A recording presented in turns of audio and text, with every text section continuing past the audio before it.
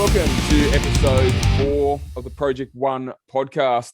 Haven't done one of these in quite a while, and pretty much played it safe with the first 3 episodes of people I've known really well. But I'm trying to change that a little bit and trying to make things a little bit different and a little bit, with the whole idea of this podcast was to get to know people and get to let everyone kind of tell their stories, which was exactly what we wanted to achieve. So today on the other end of it, I've got Luke Rosario. So Luke, you and I met basically very briefly. Like, we haven't had really much to do with each other than originally you bought a camera off me, and then eventually I brought a lens back off you. So we've been like Facebook Marketplace, but then also, after meeting you the first time, realized, you're into the photography and followed your Instagram and vice versa, and we're here. So, mate, it's good to have you on. Let's start with that.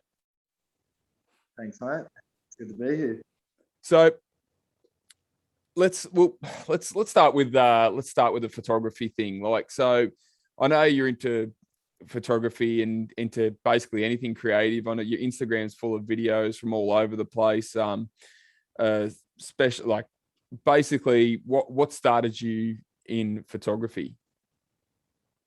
Pretty much me spending a lot of time out in nature and realizing I was the only person out there. Like, I'd be out for sunrises, for sunsets, I'd be out late at night watching the stars, and I was like, it was amazing having these places to myself, but at the same time I felt like these are sort of things that I really want to share with other people and show them the beauty of life, really, and nature itself. Yeah, I'm a lot like that is with mine. Most of my my favorite photography is naturescapes and stuff like that. But as you were saying, you've been lucky enough to have a lot of these places to yourself. So let's talk about that a little bit. I remember, again, when the first time I met you, you've rocked up in your van, which is basically a camper van, but you live 90% of your time out of that. You were at the time. Is that still the case? Yeah, I've got a different van now, but still the same.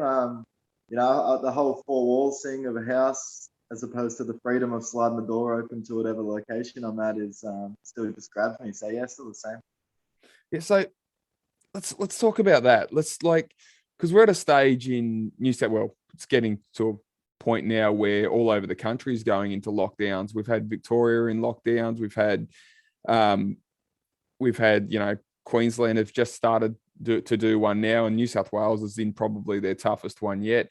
But we're both on the Central Coast here. We've had very limited kind of cases of COVID. But how do you lock down someone who lives out of a van? Like, how does the lockdown affect you, especially especially with travel? I'm pretty sure you're still on the Central Coast at the moment. Yep. So do you have a fixed address that they can say you need to stay in this area, or what's the story? Nah, well, I actually spoke to I rang the police hotline to double check on that. But having no fixed address, there's not really, I'm not really affected by it at all. I can still leave and all that sort of stuff and be wherever I want to leave. The only the only thing that I was told was, be smart, wear your mask, keep your distance, do all that sort of thing. And yeah, there's not really much that they can do for someone whose house is mobile, So it presents an opportunity for me to still go and travel, but at the same time, with a lot of people being caught in the fear of everything, I don't really want to rustle feathers either. Yeah, absolutely. Like, there's obviously, you want to do your part, like, as far as doing the right thing is as well. It's kind of interesting though when you consider what the right thing even is. Like, but that's that's a whole other conversation. No, blindly listening to what the rules are is, when the rules don't seem just, is a bit ridiculous, especially if, like, someone like yourself, you are a travel bug and you do feel the need to, like, wander around and find new stuff. Yeah, mate, it does. It does present a lot of questions to me, especially, what you said, the rules kind of don't match up. to the scenario, and they're constantly chopping and changing, so it creates a lot of confusion. And for myself, it really is hard for me to keep my feet planted and in one spot for too long. But at the same time, at the moment, I don't really pay much attention to it anymore.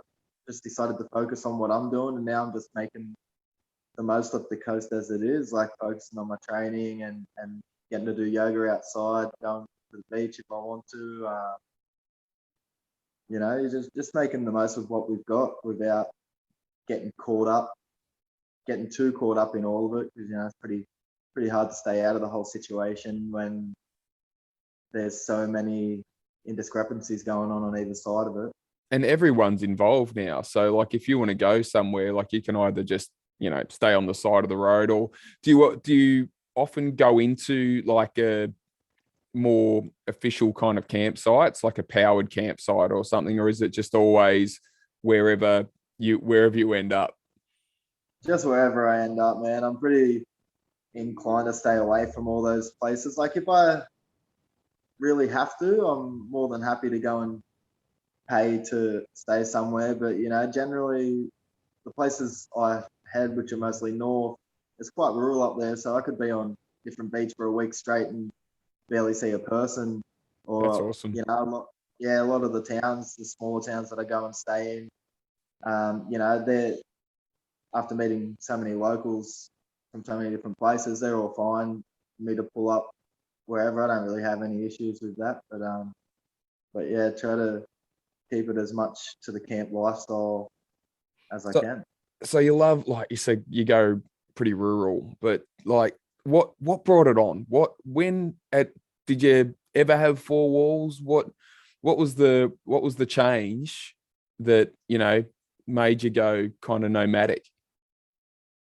It's funny, like my trade is roofing, so I've had a lot of different opportunities to step out of that and try different things.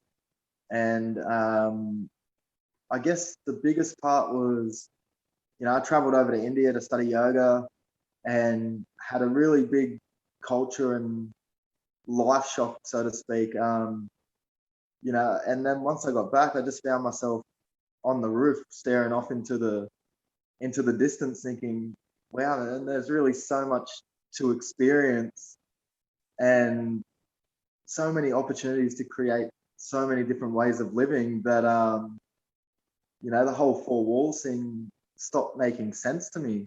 Like I couldn't quite understand it anymore. And like I've lived in share houses with mates and all those kind of things. And just after a while, just my goals changed. At first I wanted to, get a house, do all those kind of things, and do the usual structure of things. But once I got a taste of that freedom and opportunity, it was game over for me then. Like I've never felt comfortable. Just to me, it feels like settling, which is perfect for those that want to do that, have kids and all those kind of things. Like it works for some people, but it's just something that, like I just have this wanderer spirit that I can't quite close off right now. I find I fall somewhere in the middle. Like I love to get out. I love to get it. Like I'm married, but I've got like I also have that solo adventure in me as well. Like so, I'll just say, "Hun, I'm off for a weekend at the moment. No kids at the moment, which makes that easier." But and we both like to get away. We do have a house full of pets to look after though. So I've got that kind of. It was funny because you kind of want, sometimes it's hard to get the best of both worlds. Like, as you said, on one hand, you get to travel all these places, but I mean, like I wouldn't give up like my pets for anything. I grew up on a farm basically. So I've got heaps of animals. I've always had heaps of animals around me and I love that. It's a little bit harder to maintain that when you're bouncing around here and there, but let's talk about your travels. So I'll come back. I want to come back to the India thing. That sounds amazing, but especially if it's such a life-changing experience, it's completely changed your outlook on life. So we'll definitely get to that. But let's talk about your travels here. Since coming back, since getting the van, what kind of kilometers have you done? Like, where have you been? I've been up and down the East Coast only so far, pretty much due to the fact that I still love martial arts and things that keep bringing me back to the coast, that I'm not really just ready to surrender completely. So I've been, all up through Queensland, back down towards Jindabyne and all that sort of stuff. So pretty close to Victoria, quite a few places in between there, like you don't really realize how big Australia is until you start driving parts of it. And then so, if I was to run a list for all the places between Jindabyne and up through Goldie and stuff like that, it'd take up the whole podcast. So I've been very lucky to see a lot just in that space, which we consider small because we sort of used to it, but it's actually such a vast place, So from the snow to the bush, we've got little rainforests and then the coastline as well. So kept it to the East Coast for now.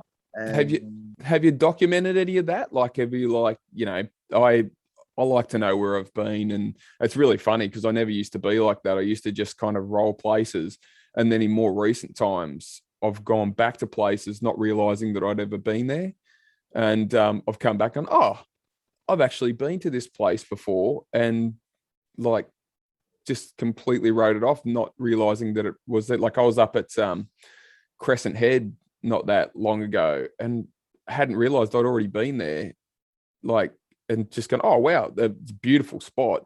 But it's funny, because we were just traveling, you just kind of rock up and go, oh, okay, this is familiar, this is amazing. Then when I went there the second time, I was like, oh wow, I've actually done this all before. Why did I not keep coming here for the last 5-10 years? Yeah, well, definitely, and I completely understand that. I started out the same way. I was just like going to all these places, and you don't realize how much you do in your time that you can forget about those little things. And so between my photography, videos, and getting a massive writing pad, I've been able to record basically everywhere, especially the people that I've met as well, because I've met so many. That's the biggest thing about van life is I've met so many amazing people from so many different walks of life, and just had great connections through that. And so for me, like writing down names and I guess conversations that come up that really struck a chord with me has really helped me to remember how good the journey has actually been.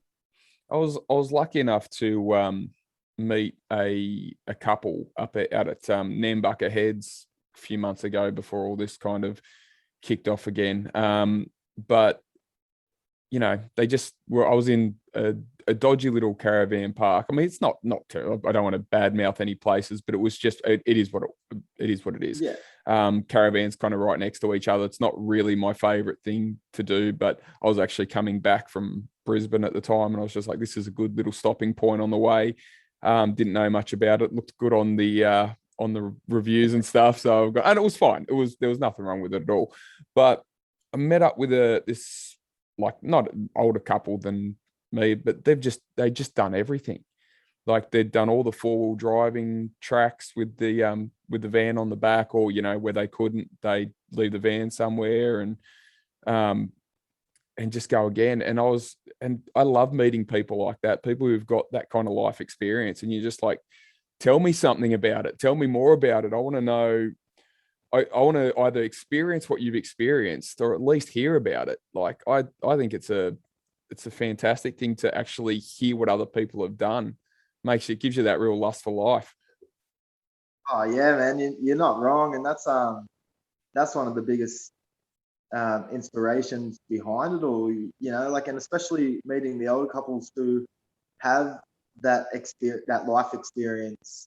Like they've started out in the grind of the 9 to 5 and done all that, and then found this new taste for life in this kind of way. And that's the biggest thing that yeah, like I said, motivates me to keep going because they see me traveling by myself, and a lot of them are like, I wish I'd found this at your age and not worried about everything else for the future and just taken advantage of this kind of lifestyle and lived it all the way through.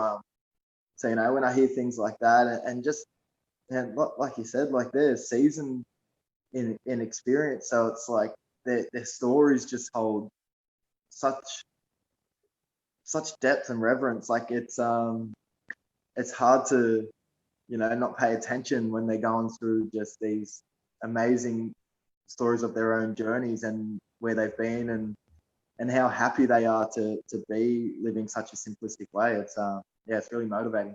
Yeah, absolutely. And the fact that, like I said, that you've just said, no, I'm doing this right now and not waiting. Like how old are you as of today? 33. 33. Yeah. Okay. So, and you've been at this a while already. So like bit of travel, like, so you came back and did the van thing. We'll come back to the India trip. How often had you been overseas going into that trip? Well, you know, like I've done Bali. Mm. I've done a Bali trip with a lot of mates, and there was a whole bunch of us. And I found myself, you know, I personally, I don't drink, so I found myself distancing from them a fair bit and going to like Hindu temples and finding out about the culture and trying all these crazy Balinese foods, you know, street foods and all that I'd never heard of before, and just really found myself digging into the culture there. So that was like a bit of a taste for me, and then didn't do much for a while. Then India, I was actually going to go up to Byron to study yoga, and then I just seen this subheading for India, and then that was just a calling moment for me. Yeah. Okay. So take us there. Let's have a look at. Obviously, it was a big life changing trip for you. How long were you there for, and how did it like? Let's talk about how it shaped you. Yeah, well, yeah, it's quite an interesting journey with that one. Mum's born in Calcutta, and so you know, I've growing up, I was always kind of like I would shy away from that and not really honor it, so to speak. And then once I got over there, I was a bit shaken up at first. Like my cousin had taken his life like 2 days before I flew out, Wow. and so I was just on the rocks big time with it. And you know, I got off at, you know, so I had all these ideas and expectations when I was on the plane over there. It's a pretty long journey, about 13 hours on the plane there. And then, so I was really restless and didn't know, you know, I was creating all these scenarios in my head. And then you get off the plane and walk out at Delhi airport and it was just packed. Like all you can hear are car horns, like bumper to bumper everywhere, but people still managing their way through it all. And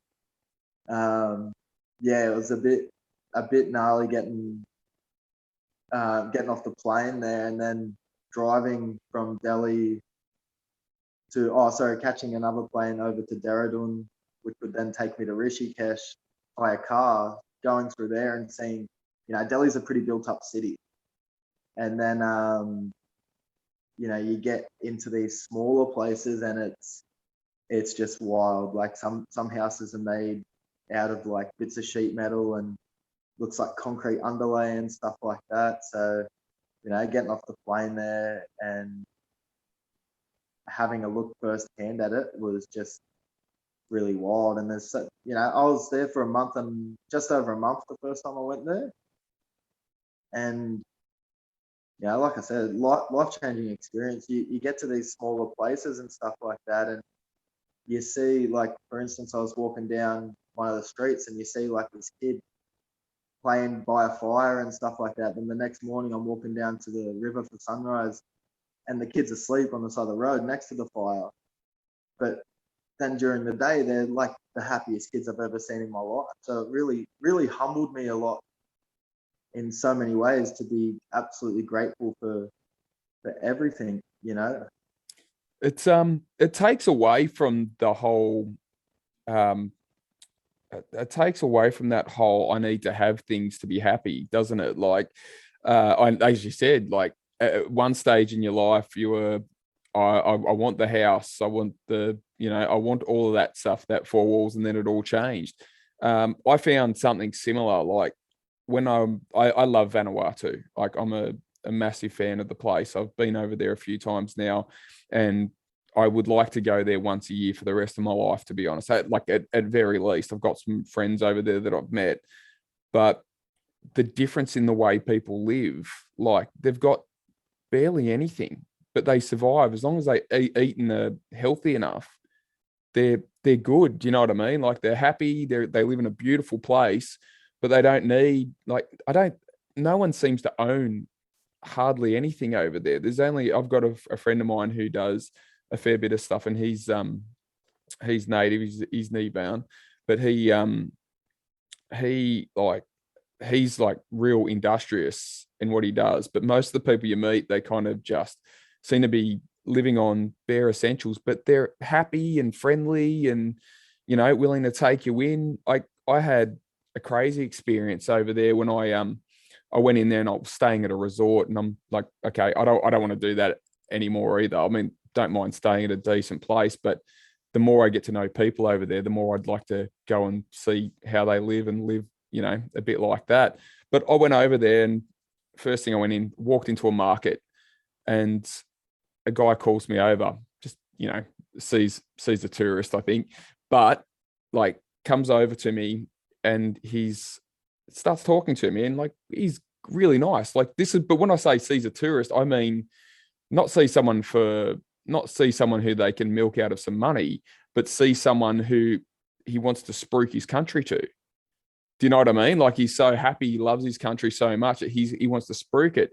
And I've gone in there, and within 5 minutes of me being back there, this is in the last trip I went, he's like, oh, come drink kava with us. And I ended up that afternoon, when they finished work at the markets, ended up driving down some back roads, man.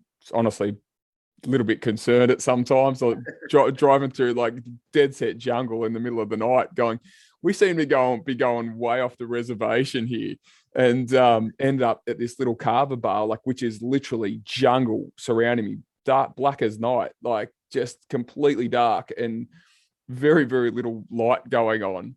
And we're doing kava, and I'm just like, this is great. A little bit nervous. I wasn't ever going to get myself back, but it was still amazing. And then we ended up walking through, like, I reckon 300 meters of bushland. And I couldn't have told you if it was going to be 300 meters or 5 kilometers or what. Like, it was just that dark, and he just knew where he was. And he's like, all right, go back to a main road to another kava bar. And then, this is all on and that's the kind of experience that I love about it. Like, I love getting to know local people like that, but it's the same even here. But anyway, back to India. So you've now gone to some of the more rural places, and it gave you an appreciation of, well, what you've had, and how does that kind of influence you going forward? The way I look at it is, we're very blessed in Western countries to have so many things at our fingertips. The thing that I feel that a lot of us are missing is the gratitude for it. We start to become, entitled in our own minds that,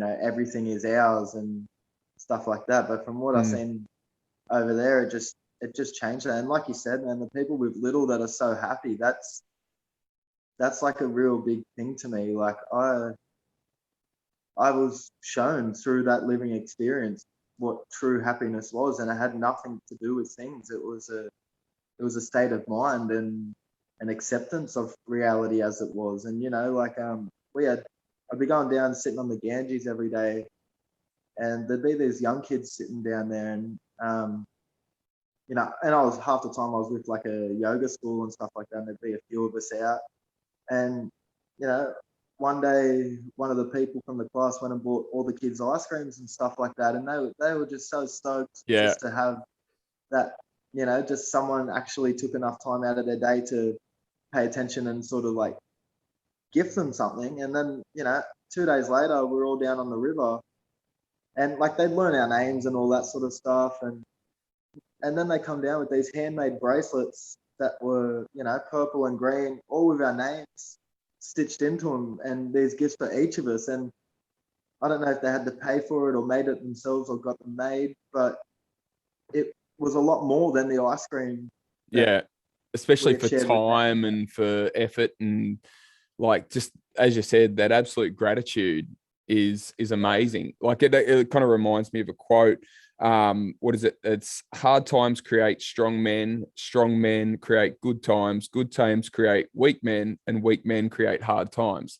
So it's a cyclical thing. But the thing is, I think when things are hard, you get a bunch of strong people who come out of a tough time and make it good. But the longer that you're in that good time, the easier it is to forget that what it took to get there.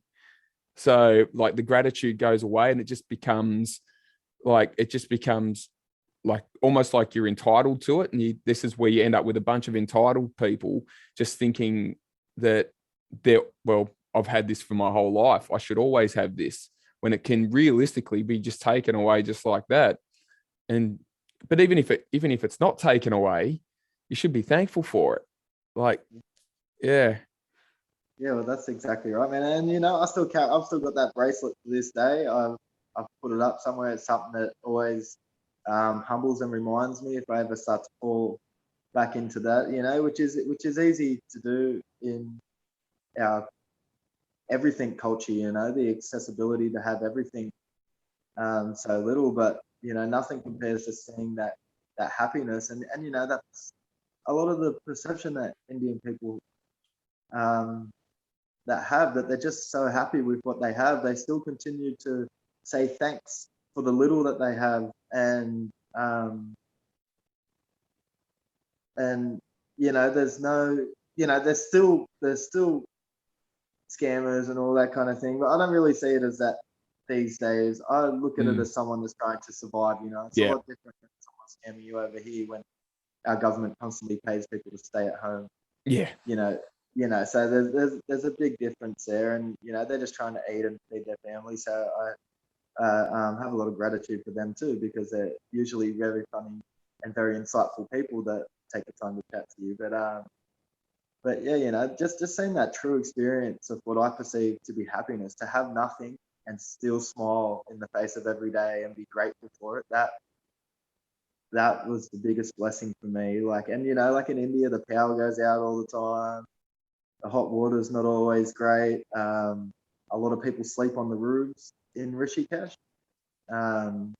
just on basically like a little sheet or something like that. But still, mate, day in, day out, they wake up, they're happy, it's a beautiful thing to see, really.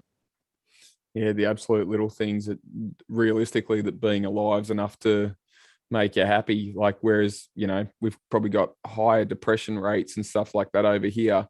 And, we've been given everything. Like it's funny that no one has got it all perfectly worked out yet. And I think I'm like you, like I said, you've got more time for people who are seen as scammers because they're just trying to get by.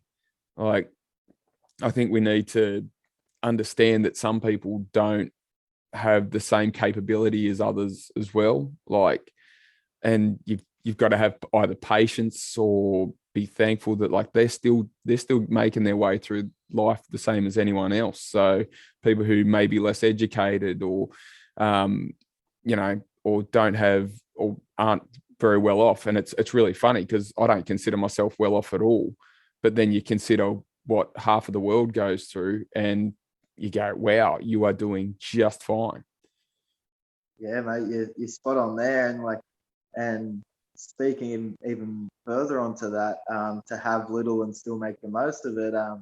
In my second trip, I was out at Rajasthan, which is the desert, and we took a camel tour out. 3 hours out into the desert. You could see the Pakistani border and all that stuff from where we were, and it was amazing. Like these kids at night, like, well, when I say kids, they're like young adults. That were the part of the tour guide. They come over with empty jugs of water, and they started playing a song with us using those jugs as drums and stuff like that. And it was a song about chai and chapati, which is like a Indian bread. And mate, it was amazing. Sitting out in the desert, no light interference, just the stars everywhere, and just just this song just echoing through everything. It was just, mate, it was an experience I'll never forget. Experiences like that make your life, don't they? Like it's incredible. And I think over here we're a little bit too like, I go back to this a few times and it makes me laugh. It's from the movie Crocodile Dundee, like from the first one, believe it or not. He's and it's funny, for such a simple message, he talks about going to New York and he's like 20 million people all wanting to live together. New York must be the friendliest place on earth. Do you know what I mean? Like, it's like, what? And like, but just that attitude of like, you can be so close yet so segregated. And I think we fall into that here as well. I think, you know, you might be friendly with your neighbors, but do you know your neighbors from 3 doors away? You know, you probably give them a bit of a wave if you're a nice enough person, and if you're not, you never have anything to do with them. Or people getting in blues with their neighbors. It's there seems to be more animosity than good, and we're in the same community. You know, whereas some of these other communities, like all over the world, they really get the concept of community and are happy to share their community with you even as a visitor, like coming from outside. They're like all over it. They're all over the hospitality. Yeah, mate. And that's a big thing that I notice is, community is a big thing to me. So I make a point of saying good day to everyone, even if you get the person that looks at the ground or looks away and doesn't say anything back or doesn't smile back or anything. It makes no difference to me. But and I kind of learnt that from being in other places and seeing how open they are to new people and to building community. Really, like you go to Jodhpur, which is the blue city, and there's like a 1.5 lane road which has cars going both ways, motorbikes, and then millions of people on top of that. And they all make it work. There's no like real big fighting or anything over it. Like, of course, there's going to be disagreement here and there and that, but seeing that flow, like it really hones in that like community is meant to work and free flow as one in all ways and be open to working as one. Otherwise, like you said, you get the animosity, you got the people that don't that blew with each other, that don't even know anyone that lives in their street, and it just creates a divide that's not needed.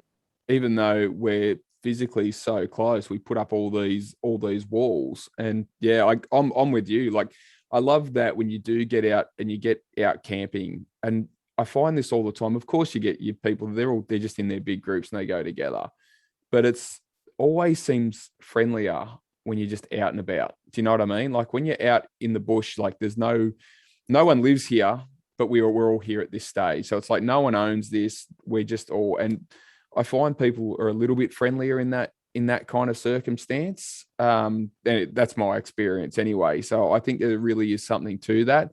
But when we fix addresses and, someone walks on your front yard and you're annoyed that they've walked on your front yard, like it's kind of ludicrous in the end. It's just grass. They're not hurting anything, it's I think we could really use a real attitude shift to really make Australia a bit more of a community than it is.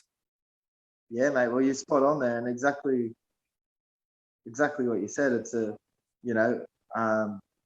friendlier people out when you're exploring as opposed to people on their own property, and that's the thing. It's mine versus ours, and that creates two totally different dynamics altogether. I like that. That's good. Yeah. So let's okay. So you talked a little bit about how flowing together and that kind of stuff. So let's take that to what you're talking about. You're saying you've obviously done a lot of yoga in your time. I'll be honest, I've been very interested in that, but not find myself without the time. Like I'm reading a book at the moment, which talks about embracing kind of timelessness, and just acting like time isn't really a thing. Like, see, time's a tool. It's used to structure things and get through, but sometimes you want to just completely take away that structure and kind of embrace a bit of a flow state. So let's talk about that. Let's talk about your yoga, and let's talk about something. And what do you achieve out of yoga? Oh, that's the first thing I'd like to know.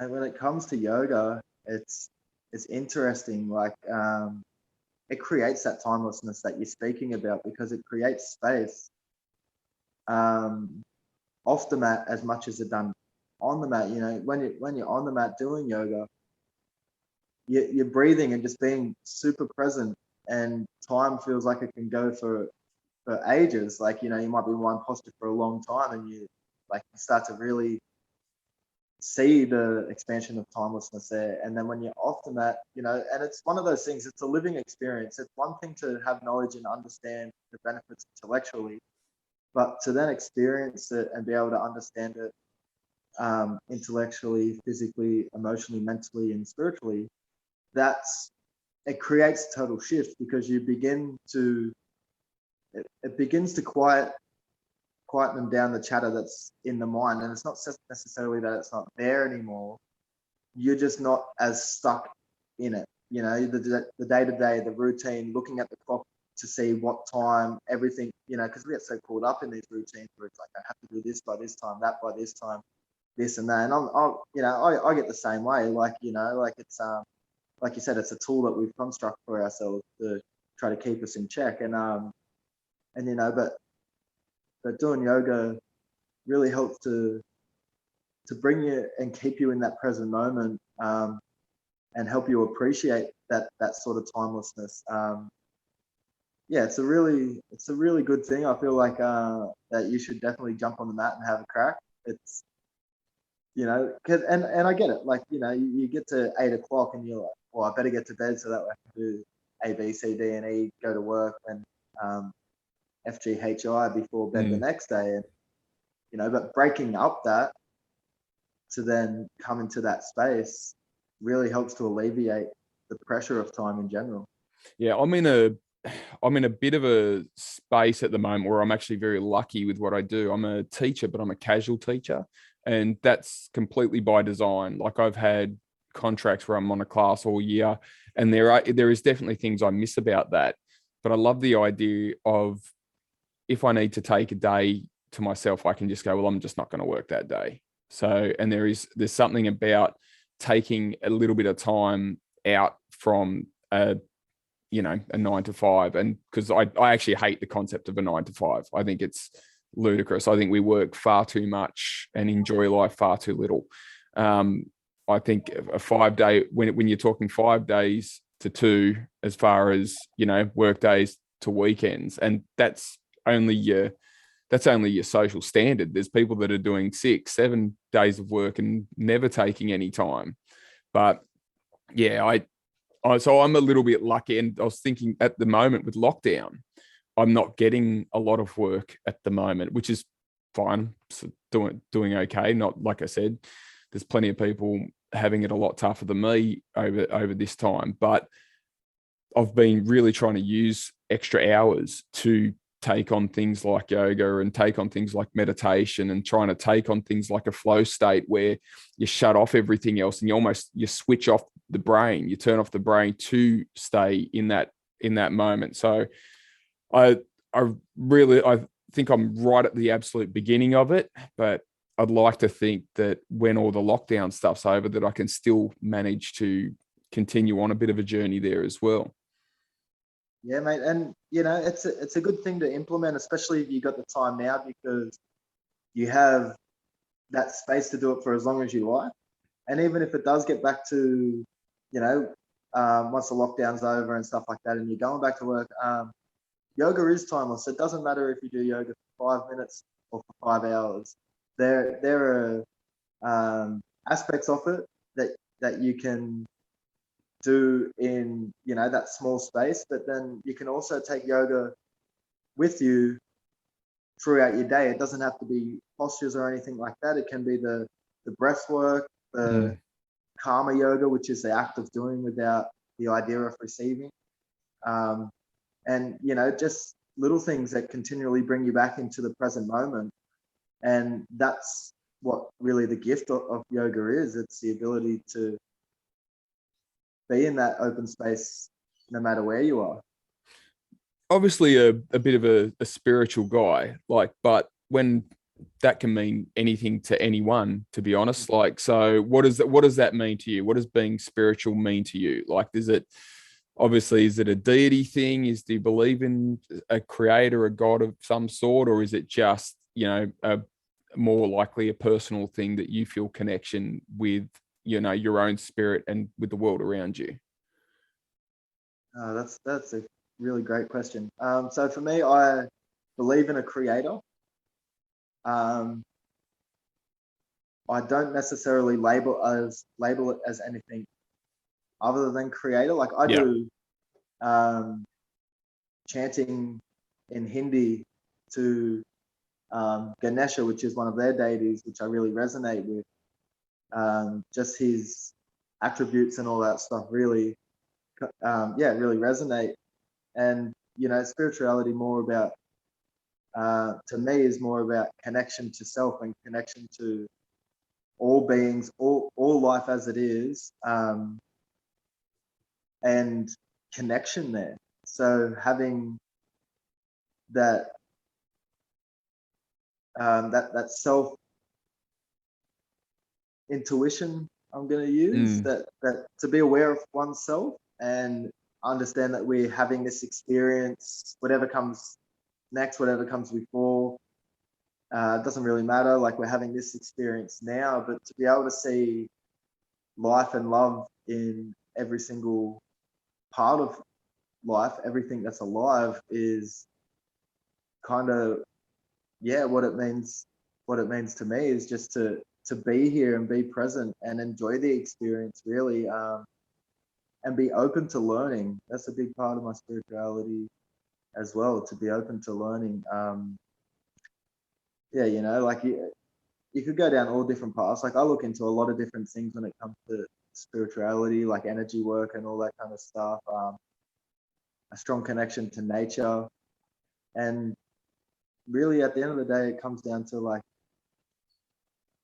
an interconnectedness of consciousness, to realize that we are all the same. We have our individuality, we have all that kind of thing, but essentially when you break us down to atom energy based ideas, we're all the same, having an experience. And the power of spirituality teaches me personally that we can create whichever one we like. That's cool. Yeah, it really does kind of enforce that idea of community. If we're all one energy, realistically, even though we have individuality, that we are one energy, and that, we're all working through the life in front of us together, and we should be trying to enjoy it. Like I really do appreciate that. So speaking of energy, like you said, you're a martial artist as well. Like this is what's really, martial arts is certainly a wide society, because there are people who are into it just for the damage, if that makes sense, and then there's people who see a more spiritual side of it. I pretty much think it goes without saying that you're more into the spiritual side of it as well. But tell us about your martial arts journey. Where did that start? Oh, funnily enough, growing up, I was a really angry dude. I didn't know it at the time. I was nice to people and all that, but I just really held this anger deep inside me. And one day, one of my mates was going to an MMA class, and he asked if I wanted to go along. And the first day I went in there, we got to meet everyone, did a little bit of just sparring to get a feel for it and that. And I just got whooped. I was just getting thrown and whooped, and I was like, oh wow! But it sparked something within me. I was like, I can do this, and it was just it just called to me. So at first when I started out, all I wanted to do was to learn, and then after a while I started to notice, like you said, the damage side of it, the egotistical side of it, and all that sort of stuff. So I stepped away from a lot of places, and that's when I found Muay Thai, and that was amazing for me, because there is such deep spirituality that comes with that. And being the art of 8 limbs, it's very highly connected to yoga, because it's the same thing. Like the yoga is basically an 8 limb path as well. And yeah, it's been a wild journey since then. I don't really have the exact words to really hone in on how powerful it is, but the way that it teaches you to flow with your body as well as someone else's, and how to manipulate energy through technique and stuff like that. Man, it's a real big blessing to have in the world. It's funny, isn't it? Like that you think of it is literally a martial art, designed to defend yourself, but it also brings apart, like, the biggest brotherhood amongst people as well. Like, mate, you do Muay Thai. I'm a Brazilian Jiu-Jitsu practitioner, and I had a really similar story. I remember the first time I walked into a jiu-jitsu. This is back in the day when there was only like 8 black belts in Australia. So my actual first coach was actually a blue belt, would you believe? This is going back for 12 years ago or something along those lines. And I got into like a wrestler role, a grapple, and he just tapped me like sub once. Oh, there's my arm. I'm being choked. Tap. And I reckon 5-minute roll, tapped 25 times. I don't even think I'm. And then but then he took me aside and says, okay, let's change a couple of things. Let's do this. And I used to think I could wrestle. Do you know what I mean? Like, I used to think I could fight going in, and then you go, oh, you know nothing. You don't know a thing. It's so humbling that you go, you do not know a thing about this. And then the more you do it, and the more you do it with other experienced practitioners, you just get that flow going on. And sure, you are trying to reach an outcome because they know so much of this art as well. It usually goes longer and longer, and it becomes like it's human chess in that sense. But it's just flowing and flowing, and like but then when someone new comes in, you don't just want to dominate that person, go, oh, look what I know. You go, no, I want to show you this. So I want to show you what I know and get that experience that I get out of it. So yeah, I'm with you. I think martial arts is a spiritual blessing. Like I find it incredible. I find the brotherhood in it incredible. But it's funny though, how, like I said, it can lend itself to all sorts of people. But like you said, you were angry as a young bloke. I was exactly the same. And I feel like, even though I might still have a temper that needs to be kind of curtailed at times, do you know what I mean? Like, it's funny. You've got a better way of dealing with things that make you angry. It makes sense. Yeah, definitely, mate. And anger's an emotion like the rest of them on all parts of the spectrum. I don't think it's meant to be buried. I think that becomes really unhealthy, and which leads to anger snaps and all that sort of stuff. But to learn how to express it healthily, that's where martial arts comes into it a lot, because it teaches you a lot about grounding. And like you said, you get humbled a lot and all that sort of stuff. And there's the big brotherhood with it as well that helps keep you lifted all the time, and you're pushing and you're channeling your anger through challenges in different ways. And that's why I'm so grateful for the recent team that I've been with. They're amazing, such a good team. And it's where are you training? Genders. Where are you training out of now?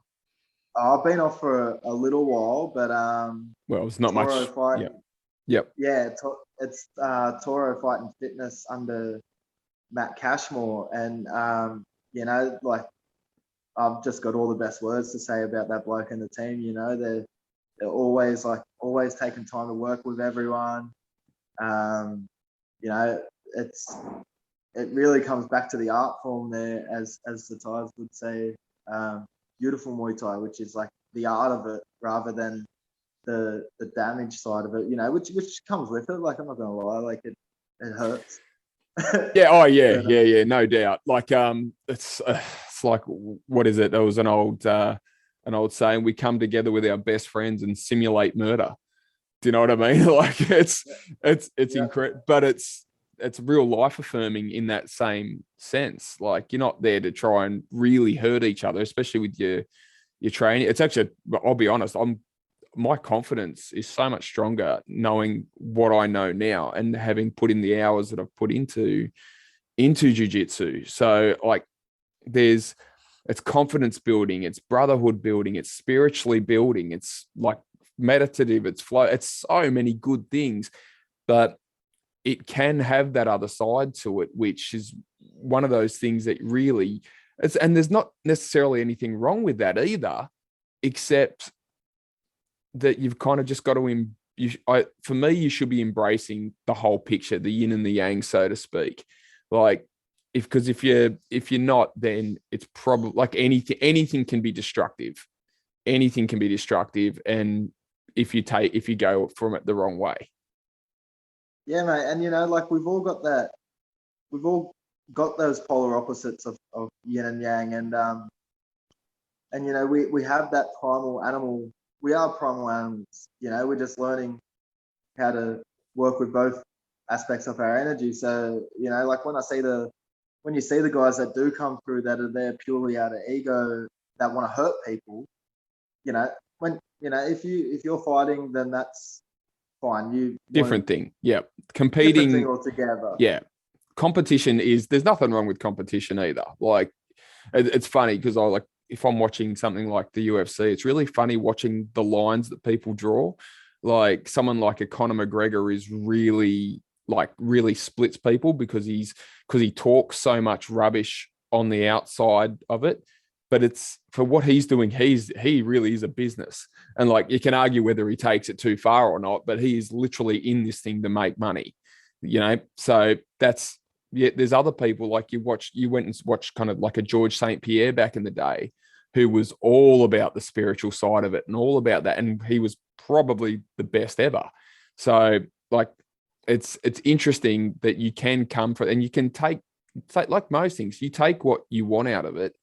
And I guess that just comes down to a personal perspective. Yeah, well, that's exactly right. And the ones that are heavy on just the intention of hurting people, I tend to find they don't usually last too long. Once they realize they're not the biggest or the baddest person in the gym anymore, and there's guys half their size that will give them back exactly. Yeah, What absolutely. they're putting out, then they tend to, they get a little bit bruised on the inside and don't want to play anymore. But it's also, you also see the opposite of that, where people come in, they get humbled, and like myself, things shift. Yeah. Like I never wanted to go in and hurt anyone, but I was an angry person that had street fights and stuff like that, and so, but the way that it changed me from within me is, for a lot of the time as well, you see that happening to other people, and then you start to see their more open side and the real them that's underneath all that bravado. And it's a really good shift to see, because that's why martial arts is so amazing, because it helps to create a stronger person. You say with the confidence and all that, and what that does essentially, it allows the ego to drop down a bit lower, and really just allows them to be themselves and not so caught up in the idea of this big tough macho man that they feel like they have to be. Absolutely. So mate, we've gone over quite a few things, stuff that I already knew about you. So I'm going to try and, well, when I say already knew, obviously to like at about the first level anyway, like talking to you has been really interesting. I've really, really enjoyed it. But we've talked about, started with photography, then we kind of went into like the nomadic van lifestyle. Then we've talked about your travels over to Bali and then to India. And we've also spoken about yoga and then martial arts. That's a very full life. What is there other things that you find really make up you? What don't I know? What have we not covered so far? Mate, every single experience that I've had has helped to make up me these days. And I've been blessed. I grew up in West Sydney in Shelby, which is in Mount Druitt. And, for people that say it's a rough neighborhood, they don't understand what it's like to live there. I actually had a great childhood. We'd be all playing out footy. We did some dumb stuff that got us into trouble and that as well. But we were kids. We were just, to us, that was just something new to try out, And then yeah, I've been in a lot of different industries, from roofing being my trade, concreting, um, PT, all that kind of stuff. Like I teach yoga currently still now and all that. I've built cool rooms and that. You know, I've had culture shocks in different countries like Thailand, India, Bali. Having the opportunity to travel, but all these different experiences. And like I play basketball, I skate, I I read a lot. I try to experience as many different things as I can. And at times I was I used to get on the green a lot and all that sort of stuff. I used to party heaps when I was younger. Like Thursday to Sunday, I'd be on a bender, and then Sunday over, I'd be trying to make up an excuse on how to get out of work for the Monday with all the Yeah. mates. Come up with these shared ideas that we'd all ring our bosses with. But having all these different experiences, they've been my greatest gift because it's allowed me to really understand, connect, and have compassion for people in all different walks of life. So I think that's why I get along with so many people these days. Is I can really understand where people are coming from a relatable self-experience. Yeah, look, it's good. It's good life advice, I think, to be like a good life experience. Like I'm very similar. I grew up in Western Sydney myself, out in Liverpool. So it's funny to watch, because you watch people take all different paths, don't you?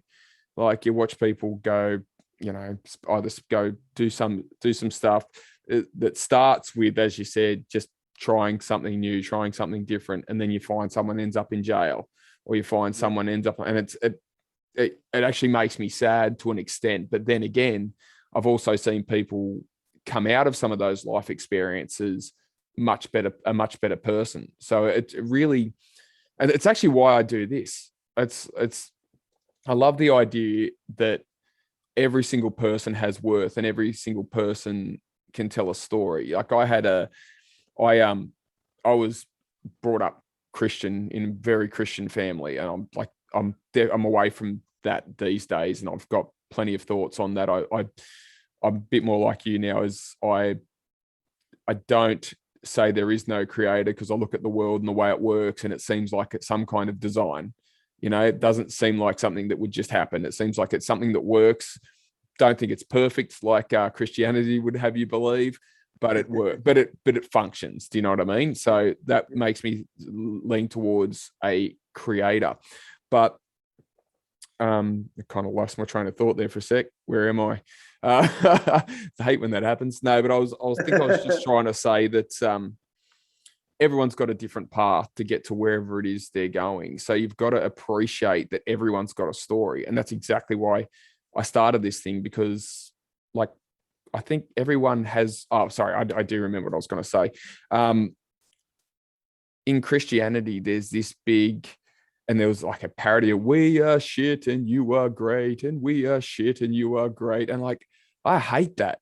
Like, I absolutely hate that. This idea that as a person, you have no worth, but only the person who created you has worth. I'm like, that seems like an absolute garbage concept to me. And to be honest, I don't even know how biblical it is, but it certainly was intertwined with the Christian church. But I started this because I believe everyone's got massive worth, and everyone's path has substance, and everyone's story is worth telling. We're not all going to write books about it, but it's still absolutely worth telling. Like I've really enjoyed hearing about, and mate, I reckon we've probably touched about this much of the surface of where you've come from. Like there's always been at it for about an hour, but I reckon you could just go on for hours about where you've come from. Like there's always something new to find out about someone. Yeah, mate, and that's it's spot on, and I really admire you for doing this because a lot of people have the idea that they're just boring. Yeah. I guess just boring everyday people, but really, like I heard this quote that was, "You're boring to yourself, but interesting to other people." And and everyone does have a story, man. Like, people might not think it because some people have these heightened stories, which trumps their, like, in their own mind, it trumps something else. But that's it. That idea of, like, if someone listens to you, they might go, oh, wow, this guy's lived a life. But guess what? So have you. You've just lived a different one. It's not a better or worse story. It's a different story. And like, I find that, and I think most people, some people are a little bit more charismatic and some people have it, but everyone's story is worth telling. So I put it out there. I put it out there on social media. I am happy to meet someone off the street and say, hey, do you want to have a crack at this? And I actually want to do that more. I've actually put it up on Twitter. I kind of put it out there saying, look, whoever wants to do this. And I had one person kind of say, oh, what kind of questions do you ask? I'm like, I don't know. I see how it goes. You know what I mean? Yeah. Like, I see how it flows. You tell me about something and I'll ask you more about that. If it flows into something else, I'll ask you more about that. It's not about researching someone who's making a movie or doing this. You know what I mean? Like, it's just a conversation. And I want to do more of that. I actually would love to do one blind where I meet someone on a day and then do something like this on the day. And I want to do more of that. I've played it a bit safe with my first 3 episodes. I actually thought, I knew you had a bit of a story to tell. So I reached out, but I'm ready for people to reach out to me and say, hey, yeah, I'll do that. I'll do that show. I'll do that video podcast, whatever this thing ends up being. Like, I'll keep the audio if I ever want to make it an audio podcast. But at the moment, I'm just throwing it up on YouTube. But yeah, I love that. Mate, thanks for coming on and telling your story. Like, it is actually much appreciated that you take the time out, because I really like to hear from people. Yeah, mate. And like, exactly what you said, giving people the opportunity to be seen and heard, especially in today's age, that's a really big thing, because people are down on themselves because they don't have this social media lifestyle that's portrayed a lot of the time. And to give people an opportunity, and like you said, like, people might hear someone's story and be like, oh, that's really amazing, mine must be crap. But then you'll hear their story, and there's parts of their story that really intrigues everyone else. And so everyone's got all these tiny little different aspects of their journey, which make up just this amazing connected story between so many people. And it's, for those people that do think that their life is boring, if they started to get asked questions for it in the free flow way that you do, it starts to open more doors and connect more keys, so to speak, to then help them to realize that, that they are on a massive journey of their own, whichever path they take and have been taking up until this time. It might even set off some light bulbs on things they want to change in their life and ways on how to live. And like I said, we scratched the surface. I reckon we covered a range of topics about you today without going into crazy depth about any of them. We talked about photography and why you do it, but we didn't go into how you learnt it, when you picked it up, first camera, all that kind of stuff. Talked about you living in Western Sydney as a kid and how it was a good life, but I reckon you could tell hundreds of stories about how you grew up. Do you know what I mean? There's just we've gone over a bunch of stuff, but you could focus on one aspect and go for hours on it. And this is why I'm always open to do more of these. Like, I'm open to go, okay, this is part 1. I'll have you back in a couple of months to do part 2. Do you know what I mean? Like, I just think there's so much you can get from, and mate, I really do appreciate that, like, people are able to open up and really say something, because there's not enough talk going on. Like I said, too many people are down on themselves. So look, I probably will call it a day there for the moment. I think we've covered a lot of good stuff. So mate, thank you very much for coming on. It's really appreciated. Oh, mate, thanks for having us here. It's good to share and, have these uplifting conversations with people and really hone into the differences and different walks of life that we've been on. So thank you. Absolutely. So for those listening, thanks for those who've stuck it out.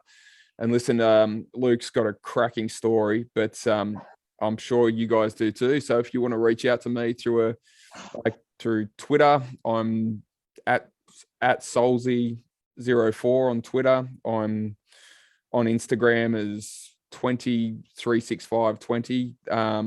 I've got a bunch of different places you can reach out to me if you want to come and tell your story. Honestly, happy to talk to absolutely anyone. So thanks, Luke, for coming on.